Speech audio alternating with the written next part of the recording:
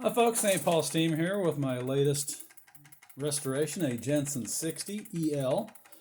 This one has an immersion rod heater. It's just exactly like this. And this one, I've got it listed at 300 watts, but it's just a little bit under 400. It's powerful. It only takes about 3 minutes to come up to steam from cold.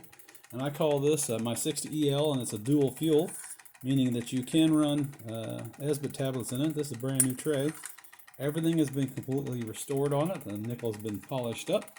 The base been bead blasted and repainted a light hammertone blue. It's an absolutely stunning runner. It has 2 roller ball bearings in the stanchion right there, and we have a 7-tiered pulley, and I built in a drive belt right there to run things by. It will power a 15 generator. And just came out of treat.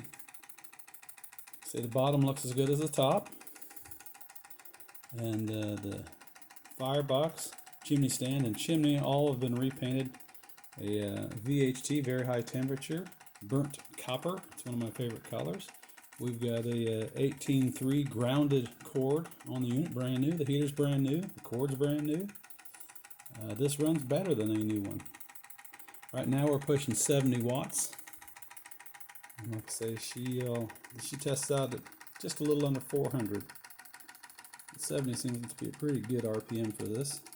Happy there. And we have a personalized tag on it right here, saying it's been modified by me, St. Paul Steam, and it's a 60 EL.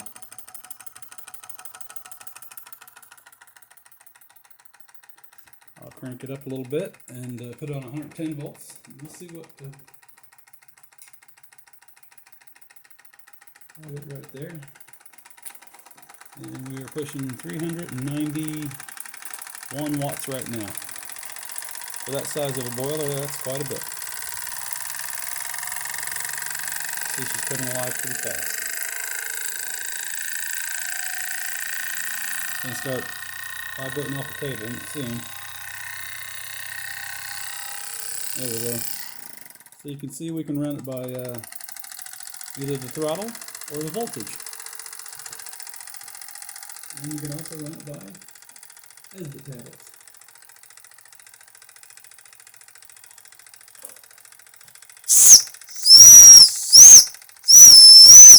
It's always recommended to run this off of a variac because of the power of the immersion rod heater in it. You'll have the safety valve lifted the whole time if you don't. So there we have it. Give it a quick look around.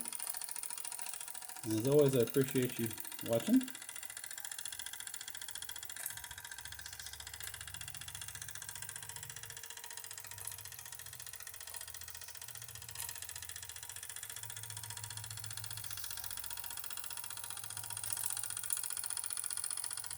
The roller ball bearings and the drive axle really give it very little rolling resistance.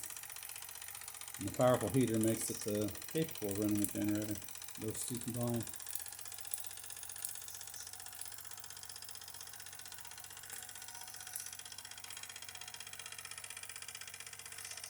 So there we have it, folks. Again, thank you for watching.